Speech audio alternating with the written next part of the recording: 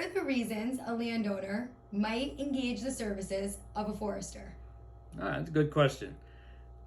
From an environmental standpoint, one of the things to keep in mind is carrying capacity. It's a term that we use in this industry and it refers to the land's ability to sustain life, whether it be plant life or animal life, what have you.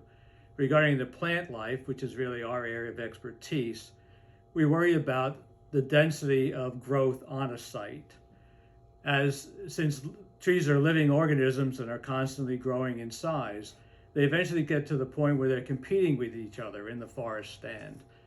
Soon that competition becomes too much for some, and they will drop out of the stand while others will occupy a more dominant position in the canopy.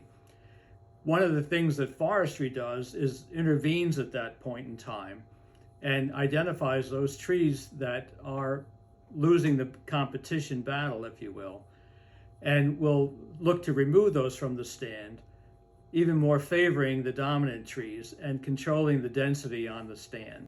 Another reason to engage a forester has to do with climate concerns. Certainly, climate change has taken the forefront as a point of discussion about our environment. And the forest is one of the best equipped tools that we have to clean the environment.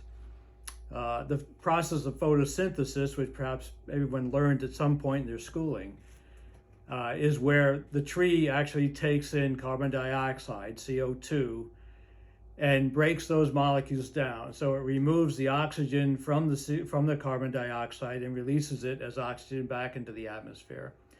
And it stores the carbon molecule. Essentially, that is what a tree is. A tree is a vessel of stored carbon.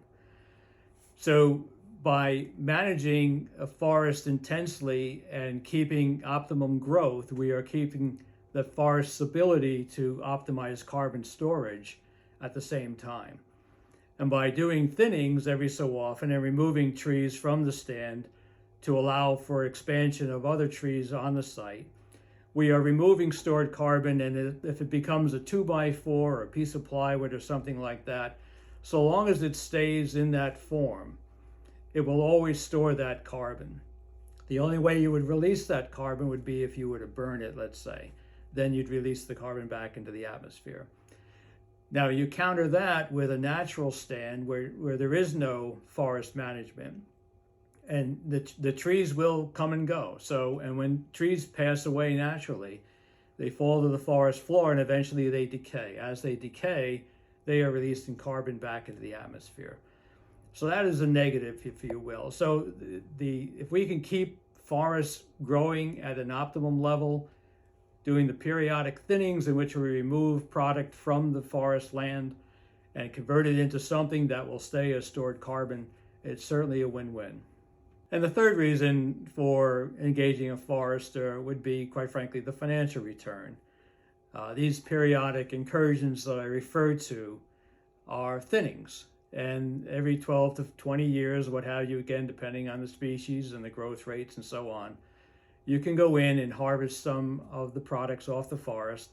Again, you're in concert with the climate change, you're in concert with the carrying capacity and all the things we've talked about. And by doing so, you're going to get a financial return. And over time, it can be significant, pay for the carrying costs of the land in terms of taxes and so on. And as well, we have programs where we can help you, guide you through the tax ramifications of doing a harvest. We have depletion allowance, which is a complicated formula, but one that we can run for you, which will mitigate a fair amount of your tax liability. We explain all that at the time and walk you right through it.